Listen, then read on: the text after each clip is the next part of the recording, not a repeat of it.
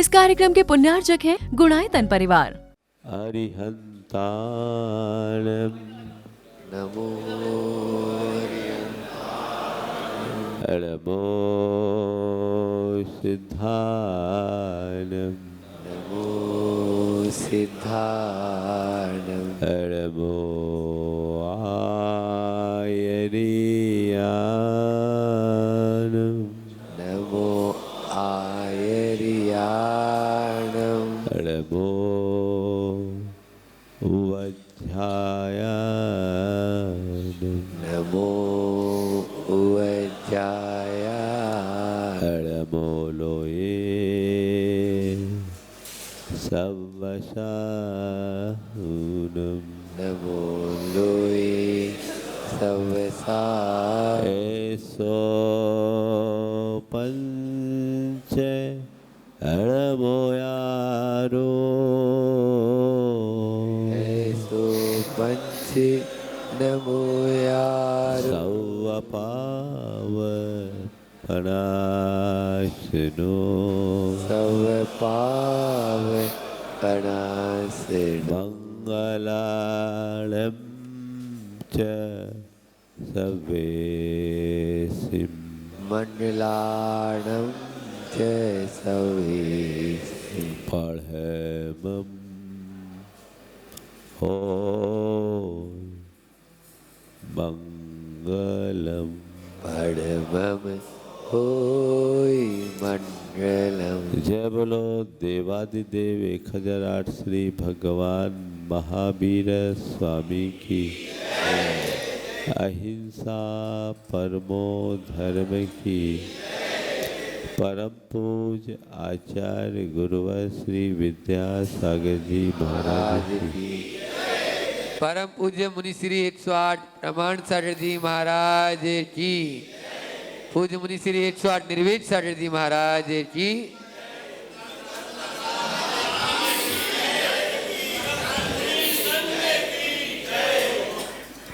धरती में बीज बोते हैं, वो अंकुरित होता है, पल्लवित होकर वृक्ष का रूप धारण करता है और उसमें फिर से फूल फल लगते हैं। एक बीज अनेक बीज के रूप में परिवर्तित हो जाता है। वही बीज यदि किसी चट्टान पर पड़ जाए तो हवा पानी में सड़ गल कर नष्ट भ्रष्ट हो जाता है। बीज धरती में समाकर भी मिटता है और पत्थर में पड़ कर के भी मिटता है। बीज का धरती में समाहित होना अपने क्षुद्र अस्तित्व को विराट स्वरूप प्रदान करना है और पत्थर पर सड़ जाना अपने अस्तित्व को ही मिटा डालना है। हमारा जीवन एक बीज है, इसके साथ दोनों प्रकार की भूमिकाएं, दोनों प्रकार की संभावना है। एक तो जीवन के इस बीज को सुचरित्र की भूमि पर बोए अथवा विषयों की चट्टान पर डालें। जो अपने जीवन के बीज को सुचरित्र की भूमि में बोता है उसका यह जीवन बीज अनंत गुना फलीभूत होता है और उसका जीवन धन्य होता है। और जो वो नहीं कर पाते वो पत्थर पर पड़े बीज की तरह विषयों के प्रभाव से नष्ट भ्रष्ट हो जाते हैं। हमारा आपका सबका अतीत का इतिहास यही रहा है। अनादि से इस संसार में हमने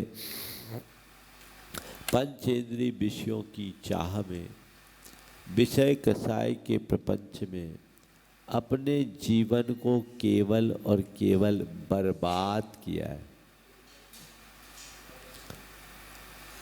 बिरले भाग्यशाली जीव होते हैं जिन्हें सद्गुरु की कृपा मिलती है, जिन्हें सद्गुरु की कृपा से दिशा और दृष्टि प्राप्त होती है और वे चरित्र के मार्ग पर अग्रसर होकर अपने जीवनोद्धार का मार्ग प्रशस्त करते हैं। आज बहुत उत्तम दिन है, उत्तम प्रसंग है। परम पूज्य गुरुदेव हम सब के लिए ऐसे ही तारनहार के रूप में मिले।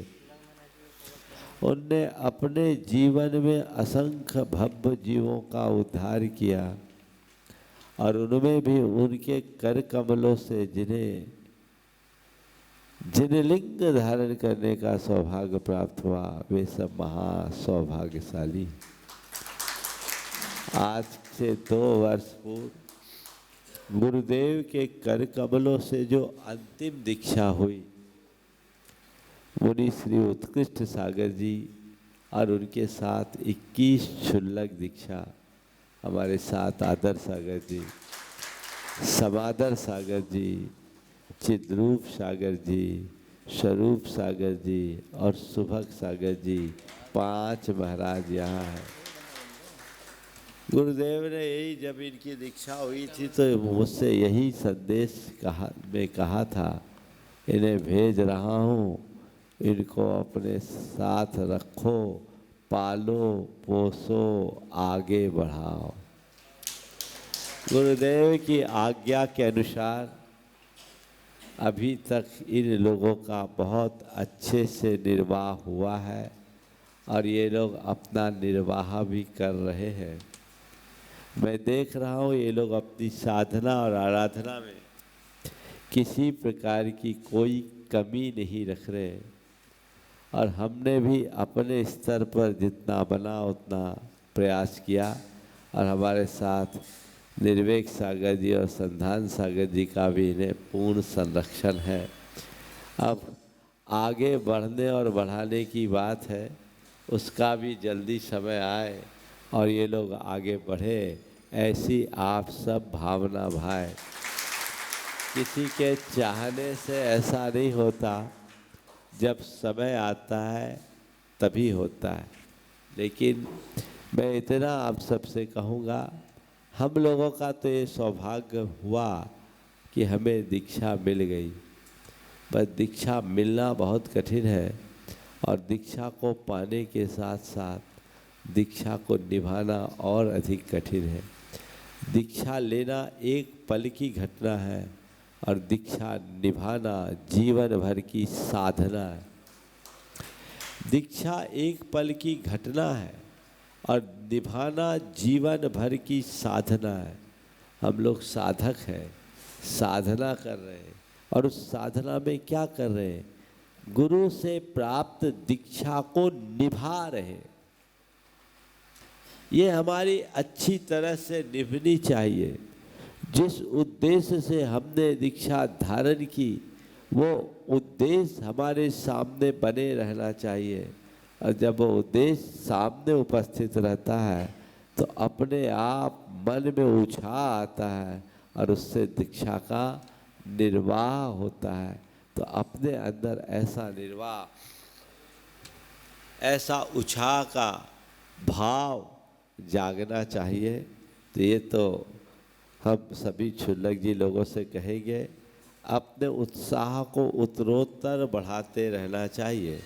प्रायः हम लोगों के जीवन में एक विचित्रता है कि किसी भी कार्य की शुरुआत में जो उत्साह होता है, उत्तरोत्तर वो घटता जाता है। मंदिर में दर्शन करने जाओ तो पहली बेदी में जितना अच्छा भाव होता है, धीरे धीरे दूसरी, तीसरी, चौथी और 24वीं हो तो आखिरी में तो निपटाते ही है, घट जाता है। जबकि वो बढ़ना चाहिए, लेकिन ये मन का स्वभाव है। ऐसे ही जब हम मोक्ष मार्ग में भी आगे बढ़ते हैं तो प्रारंभ में हमारी जितनी विशुद्धि होती है वो आगे मेंटेन रहे, ये कोई ज़रूरी नहीं। सिद्धांत शास्त्रों में ऐसा लिखा है कि जो मुनि दीक्षा लेते हैं उसके प्रथम अंतर मुहूर्त में बड़ी विशुद्धि होती है। और पहले अंतर मुहूर्त की विशुद्धि में भी एक बात बताऊं, एक आर्य खंड का मुनि बना और एक म्लेच्छ खंड का म्लेच्छ आकर के मुनि बना, वो भी दीक्षा ले सकता है। वो म्लेच्छ खंड से आगत मुनि जिसे बहुत दुर्लभता से मुनि पद मिला है, प्रथम अंतर मुहूर्त में आर्य खंड के मुनि से भी आगे रहता है। उसकी लब्धि स्थान इतने अधिक बताइए, धवला का विषय बाद में पिछड़ जाता है, सही उपलब्धि इतनी बढ़ती है। तो जब हम दीक्षा धारण करते हैं उस समय जो उमंग होती है, उस समय का जो वैराग्य होता है वो बहुत उत्कृष्ट होता है। वो वैराग्य उत्तरोत्तर बढ़े तो जीवन का काया पलट है। लेकिन हमारे परिणाम स्थान चढ़ते उतरते रहते हैं, इसलिए वो विशुद्धि भी घटते बढ़ते रहती है। इसलिए आचार्य कुंद ने कहा, हर साधक को अपनी दीक्षा की तिथि हमेशा याद रखना चाहिए। दीक्षा की तिथि हमेशा याद रखना चाहिए, उसे कभी विस्मृत नहीं करना चाहिए। दीक्षा की तिथि याद रखना चाहिए मतलब दीक्षा की तिथि याद रखोगे तो तुम्हारे सामने तुम्हारी दीक्षा का उद्देश्य उपस्थित रहेगा, और जब दीक्षा का उद्देश्य उपस्थित रहेगा तभी दीक्षा को सार्थक कर पाएंगे। गुरुदेव कहा करते थे, देखो तुम लोगों का कितना प्रबल पुण्य है कि आज ये दिगंबर अवस्था को धारण करने का सौभाग्य मिला। एक दिन नेमावर में मूलाचार्य प्रदीप पढ़ाते समय उन्होंने कहा था, शायद महाराज जी भी थे, कि मुझे आप लोगों में आचार्य कुंद की छवि दिखाई पड़ती है, और एक साथ बैठे इतनी मुनि मुद्राओं को देखकर मुझे बड़ा आनंद आता है, और जो सुख मुझे अनुभव हो रहा है वो आप लोग नहीं कर सकते, क्योंकि मैं आप सबको इकट्ठे देख पा रहा हूँ, आप लोग तो केवल मुझे देख रहे हैं। तो उन्होंने कहा कि ये आप लोगों ने जो मुनि पद को धारण किया, परमेष्ठी का रूप धारण किया, ये महादुर्लभ पद है, और ये सब यूं ही नहीं पाया, किसी परिस्थिति ने मुनि नहीं बनाया, अपने वैराग्य से प्रेरित होकर के मुनि व्रत को धारण किया। सब कुछ होने के बाद सब कुछ छोड़ा है, घर परिवार व्यापार व्यवसाय, कोई ठलवे तो थे नहीं, तो सब कुछ होने के बाद सब कुछ छोड़ा है। तो हमेशा एक बात को ध्यान रखना कि आखिर हमने अपना रुख क्यों मोड़ा है। ये गुरुदेव के शब्द थे, उसे याद रखो। अपने जीवन का उद्देश्य सामने उपस्थित हो तो मार्ग हमेशा प्रशस्त बना रहता है। ये संदेश आज मैं पांचों छुल्लक जी को दूंगा।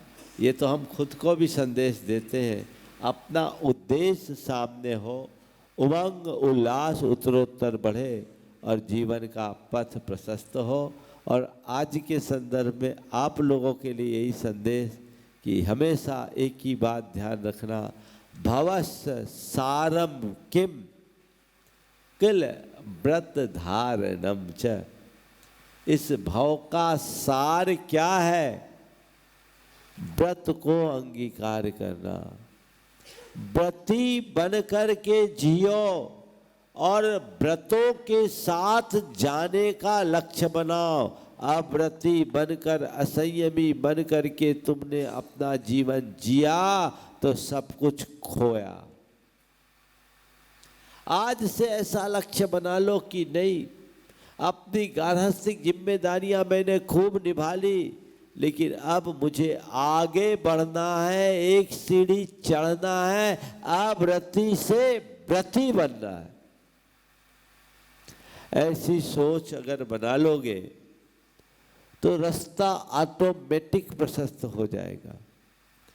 तो वो अभ्यास नियमित हो, निरंतर हो, उसमें निरंतरता बनी रहे तो जीवन का पथ प्रशस्त हो सकेगा।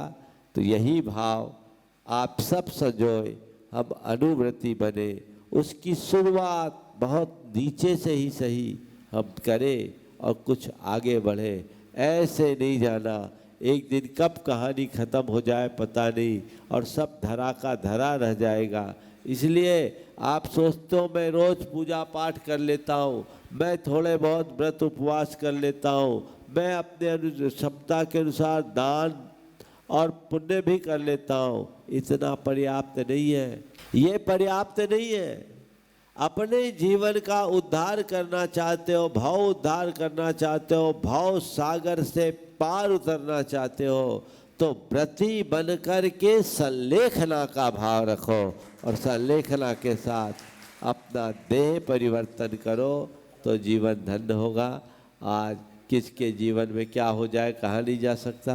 आज निरंजन लाल जी बैनड़ा का शरीर छूटा है। अभी आप सब महाराज श्री के माध्यम से अपने जीवन को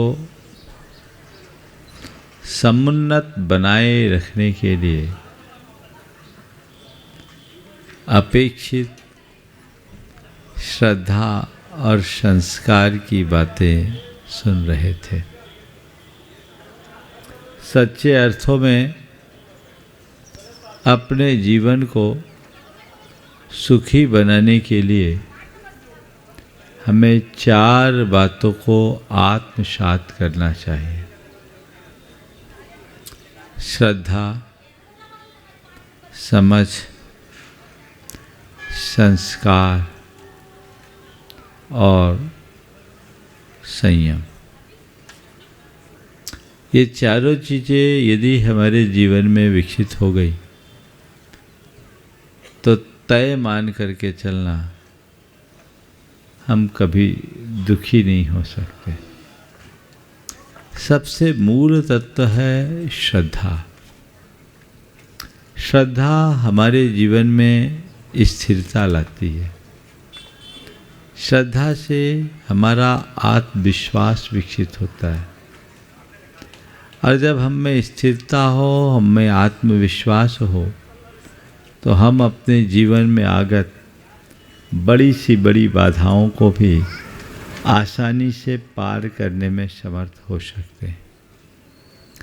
जब कभी भी हम श्रद्धा की बात करते हैं तो प्रायः ऊपरी श्रद्धा को ही श्रद्धा मान लेते हैं। हमारी श्रद्धा है, हम रोज़ मंदिर जाते हैं, भगवान की पूजा करते हैं, भगवान का नाम लिए बगैर कोई काम नहीं करते हैं, मेरे लिए भगवान सर्वोपरि है, गुरु सर्वोपरि है, धर्म सर्वोपरि है। ये भावाभिव्यक्ति तो प्रायः सब लोग कर देते हैं, श्रद्धा है। लेकिन मेरे नज़र में क्या, भगवान की नज़र में ये सच्ची श्रद्धा नहीं। भगवान पर श्रद्धा होने का मतलब भगवान के चरणों में ढोक लगाना मात्र नहीं। भगवान के प्रति श्रद्धा होने का मतलब भगवान को अपने जीवन का आदर्श बनाना, उनके गुणों को आत्मसात करना, उनको अपने हृदय में स्थापित करना, भगवान के द्वारा प्रतिपादित तत्व को जीवन का सर्वस्व मानकर उसके ही आधार पर जीवन जीना, ये सच्ची श्रद्धा है। आज कहने को लोग भगवान के प्रति श्रद्धा प्रकट कर देते हैं, लेकिन भगवान के वचनों के प्रति बहुत कम श्रद्धा होती। यदि भगवान के प्रति श्रद्धा हो, भगवान के वचनों के प्रति श्रद्धा हो, तो चाहे कितना भी उथल पुथल क्यों ना हो जाए, तुम्हारे मन में कोई हलचल नहीं होगी, स्थिरता होगी। श्रद्धा पक्की होनी चाहिए। और हमारे शास्त्रों में, कथाओं में 2 उदाहरण श्रद्धा के आते हैं, और उन दोनों उदाहरणों से आप लोग अवगत हो। पर मैं ये देखना चाहता हूँ, आप सबसे इतना ही कहना चाहता हूँ कि वैसी श्रद्धा हमारे अंदर क्यों नहीं है, हमें इसे जांचना है। एक श्रद्धा की बात आती है तो अंजन चोर की बात आती है। अंजन चोर श्रद्धा के बल पर निरंजन हो गया। चोर होता है, अपराधी है, पापी है, अनाचारी। लेकिन अपराधी, पापी, अनाचारी अंजन चोर भी अपनी श्रद्धा के बल पर निरंजन बना। क्या श्रद्धा थी उसके मन में? एक ही श्रद्धा थी कि जिस मंत्र की बात यहाँ कही गई है, यह मंत्र कभी भी निरर्थक नहीं हो सकता, ये अमोघ मंत्र है। मन में वो श्रद्धा थी, कुसंगवश उसके संस्कार बिगड़ गए, प्रवृत्तियाँ बिगड़ गई, ये बात अलग है। लेकिन अंतिम क्षणों में जब उससे कहा गया कि मैं नमोकार की सिद्धि कर रहा था, करने योग्य सारा कार्य कर लिया, मुझे केवल नमोकार बोलते हुए एक झटके में इस रस्सी को काटना है। सीके पे एक मचान जैसा बनाया हुआ था और रस्सी को काटना है बैठकर। रस्सी कटते ही मंत्र सिद्ध हो जाएगा और कुछ नहीं होगा। मेरा मन घबरा रहा, मैंने सब कुछ तो कर लिया, मंत्र की आराधना पूरी कर ली, लेकिन डर लगता है कहीं सीका काटा और मंत्र सिद्ध नहीं हुआ तो नीचे अस्त्र पड़े हैं, मेरी तो मोटियाँ उखड़ जाएगी। उस सेठ के मन में संशय था कि मंत्र की आराधना कर ली है, लेकिन कहीं कुछ रह गया तो ये संशय वो पीछे रह गया। बार बार ऊपर सीके पे चढ़ता, फिर डर के मारे नीचे आ जाता, फिर चढ़ता, फिर नीचे आ जाता। ये अप डाउन उसका चल रहा था। लेकिन जब अंजन चोर से कहा तो उसने कहा, आपको डर लगता, मैं आजमा लूं, कर लो। बोलो कौन सा मंत्र है? नमोकार। वो मालूम ये मंत्र तो अमोघ मंत्र है, ये मंत्र कभी निरर्थक हो ही नहीं सकता। ये श्रद्धा उसके अंदर थी। और कहते हैं आधा अधूरा मंत्र बोला। आप लोग बुंदेलखंड में बोलते हैं आणम ताणम कछु न जानम सेठ बचन परमानम।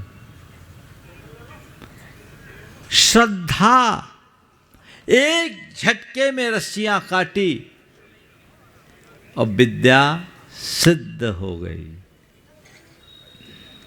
उसकी श्रद्धा प्रगाढ़ श्रद्धा थी, अगाध श्रद्धा थी, नमोकार के प्रति श्रद्धा थी।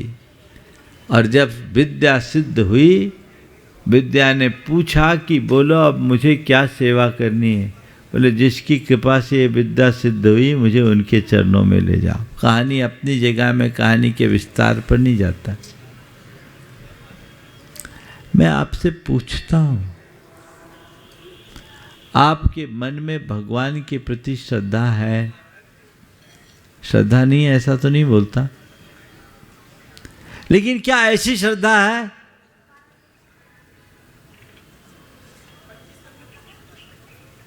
नहीं है ना।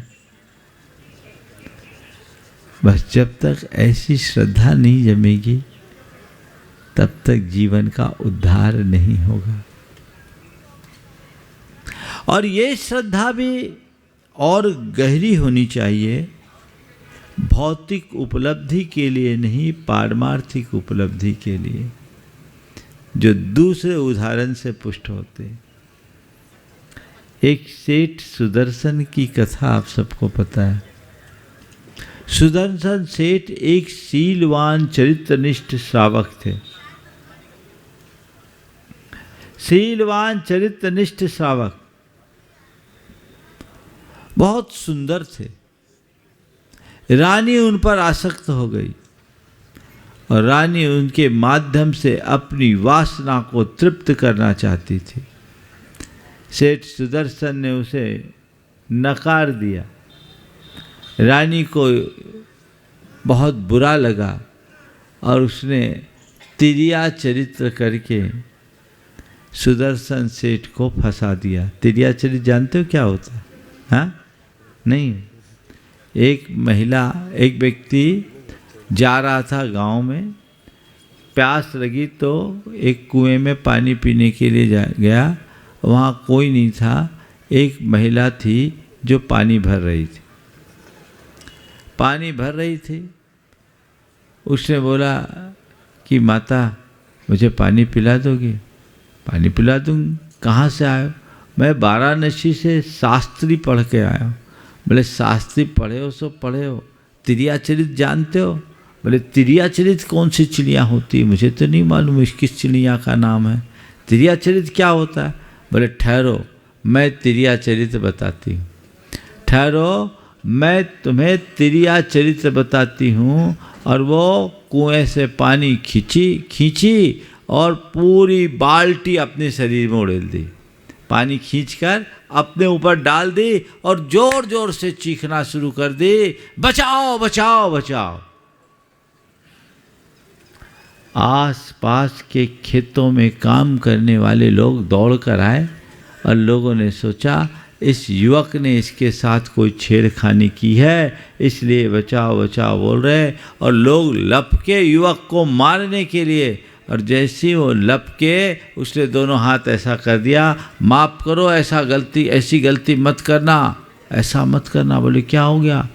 बोले मैं तो कुएं में गिर गई थी, इसी ने तो मुझे बचाया है। समझ गए ना? इसको बोलते हैं तिरिया चरित्र। समझ में आ गया ना? वो पिटवा भी सकती है और बचा भी सकती है। कब क्या हो जाए भरोसा नहीं। तो उसने अपना तिरिया चरित्र दिखाया और आरोप लगा दिया कि सुदर्शन सेठ ने मेरे साथ दुराचार किया है। राजा तक बात पहुंची। अब बताओ महारानी अगर किसी के ऊपर कोई एलिगेशन लगाए तो क्या होगा? राजा को बड़ा आश्चर्य हुआ। सुदर्शन सेठ का वो सम्मान करता था, लेकिन ऐसा निकला, फांसी की सजा दे दी। किसकी सजा दी? और फांसी भी ऐसे नहीं, सरेआम भले खुले चौराहे पर उसको फांसी के फंदे में फंसाओ, सूली पे चढ़ा दो। सुदर्शन सेठ सोचा ठीक है, फांसी पर सजा न चढ़ाना है चढ़ाएगा, पर मेरे को तो कोई फांसी पे चढ़ा ही नहीं सकता। मैं शरीर नहीं आत्मा हूँ।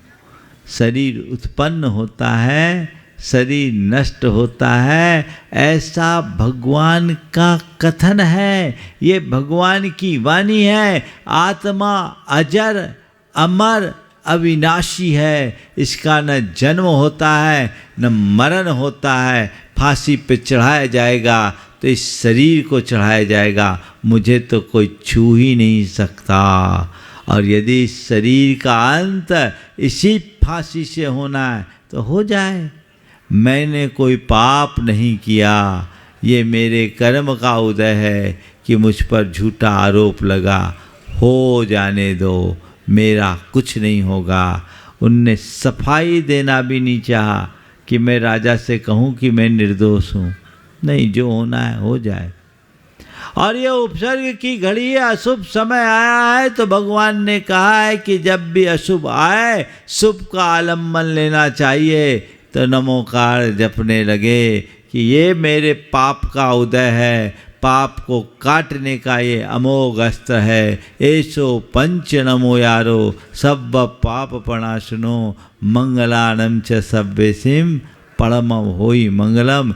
ये नमोकार मंत्र सब पापों का प्रणाशक है, ये सर्व मंगलों में प्रथम मंगल है। बस इसी श्रद्धांत से वो क्या करते रहे? नमोकार जपते रहे। और क्या चमत्कार हुआ? फांसी का फंदा गले की माला में परिवर्तित हो गया। ये श्रद्धा, बोलो, जिस मनुष्य के हृदय में ऐसी प्रगाढ़ श्रद्धा होगी, वो अपने दुखों में कभी विचलित होगा, वो कभी दुखी होगा। आप लोग पल पल में टूट जाते हो, क्योंकि आपके हृदय में अपेक्षित श्रद्धा का जन्म ही नहीं हुआ। वैसी श्रद्धा अपने भीतर जगाने की कोशिश कीजिए। कुछ भी हो जाए, जो मेरा मार्ग है वो कभी खंडित नहीं हो सकता, और मेरा जो स्वरूप है वह कभी विनष्ट नहीं हो सकता। ऐसी श्रद्धा मन में जगा लीजिए। भूचाल आने पर भी आपको कोई फर्क नहीं पड़ेगा। मजबूत बनाइए।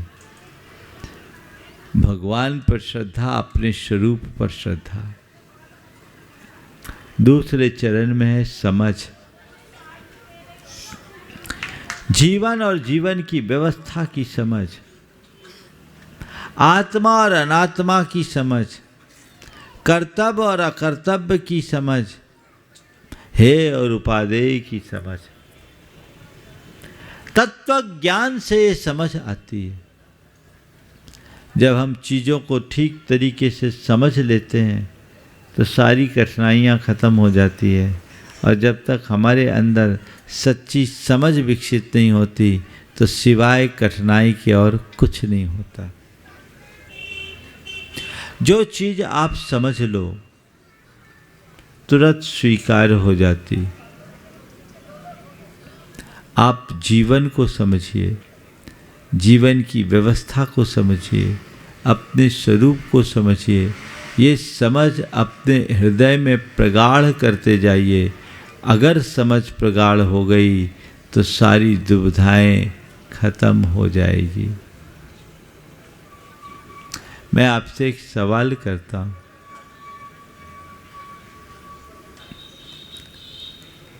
एक छोटा सा बच्चा कोई नादान हरकत करे, आपको गुस्सा आता है? क्या करते हैं आप?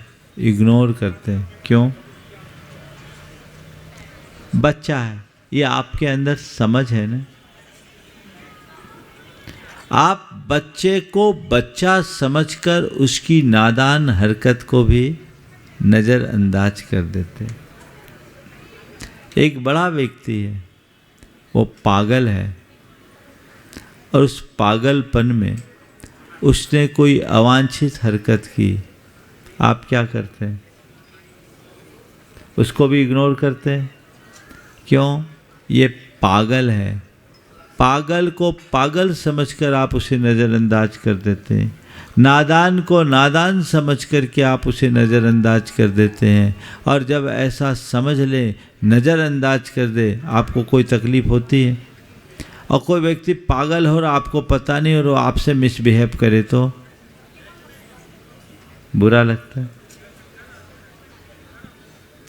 तो जो हम वस्तु स्वरूप को समझ लें तो बुरा भी बुरा नहीं लगता, और अच्छे से भी ज़्यादा फर्क नहीं पड़ता। और वस्तु स्वरूप को न समझ पाने के कारण हमें छोटी छोटी बातें भी बुरी लगने लगती है। अपने अंदर सही समझ विकसित करें, और सही समझ तब विकसित होगी जब हम ज्ञान प्राप्त करेंगे। हम समझेंगे कि संसार में जो भी संयोग है वे मेरे आश्रित नहीं हैं, वे मेरी इच्छा से प्रवर्तित होने वाले नहीं हैं। ये सब निमित्त नैमित्तिक संबंध है। कर्म के योग से अनुकूल प्रतिकूल संयोग बनते हैं। मेरे चाहने से संयोग बनते नहीं, मेरे चाहने से संयोग बदलते नहीं। पर जो संयोग है उसे मैं चाहूँ, ये मेरे हाथ में है, स्वीकार लो। स्वाध्याय करें, ज्ञान आर्जन करें, समझ विकसित होगी।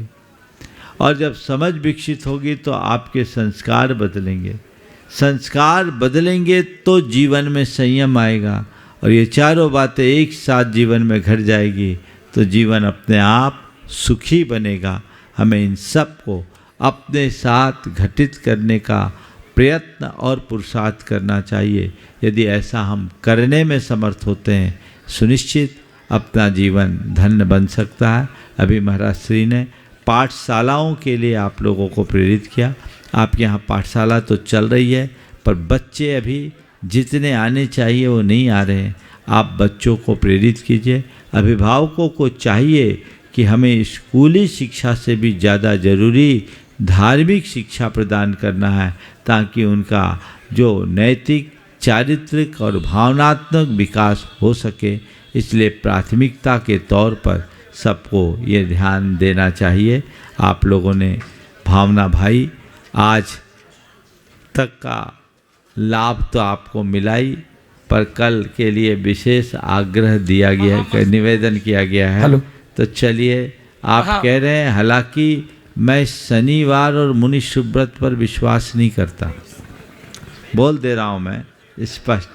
आप लोग पूरे देश में आजकल शनिवार को मुनि सुब्रत नाथ की आराधना विशेष होने लगी। भैया, वार से भगवान को मत पूजो, भगवान को हर वार में पूजो, और केवल भगवान को पूजो, हर बार पूजो। पर फिर भी कल के एक दिन का और आग्रह आप लोगों ने किया है, तो चलिए आज का शंका समाधान। और कल आप लोगों ने महामस्तकाभिषेक की अपेक्षा रखी है। मूल नायक भगवान का। हाँ, मूल नायक भगवान। कभी हुआ और होता नहीं महाराज जी, आपके सानिध्य में कर रहे हैं। कभी नहीं होता है। एक बार हुआ है साल, जब जो पंचकर्नाटक की तिथि उस पे ही होता है। बहुत सुंदर। लेकिन चलिए, इसलिए कर रहे हैं आपने निवेदन किया है तो कल सभी लोग उत्साह के साथ कल का कार्यक्रम कितने बजे से अभिषेक करोगे? 8 बजे से 7 बजे से जो चालू होता है वो 8 बजे से महामस्तक। 8 बजे से महामस्तकाभिषेक, सभी लोग आए, उसमें सम्मिलित हो, और उसके उपरांत कल का प्रवचन लाभ आप सबको प्राप्त होगा। उसके आगे के बाद चर्या होगी, और उसके आगे की बात मुझे नहीं पता। परसों रविवार है स्वामी जी, वो कल पता लगेगा। उसके बाद ये महालक्ष्मी नगर वाले बहुत आस लगाए, इसलिए तो सब एक ही रेंज है, वो हम अलग अलग नहीं मान रहे दो ही को। ये महालक्ष्मी नगर और ये बाजू बाजू में तो मंदिर है, उठाधरी नहीं करो, एक ही बात है। यहाँ से वहाँ और वहाँ से यहाँ। कल महाराज महालक्ष्मी नगर ही गए थे और हम यहाँ से दूसरे छोर पर गए थे, तो बराबर ही हिसाब, उसमें कोई बात नहीं। ये कार्यक्रम का आप सब लाभ लेंगे, सभी ऐसे ही लाभ लेते रहें और अपने जीवन को आगे बढ़ाएं। दोपहर का आज फास्ट एकेडमी जाने का कार्यक्रम है। फास्ट एकेडमी के बच्चों को हम थोड़ा संबोधन देंगे, उन तक सूचना पहुंचा दें।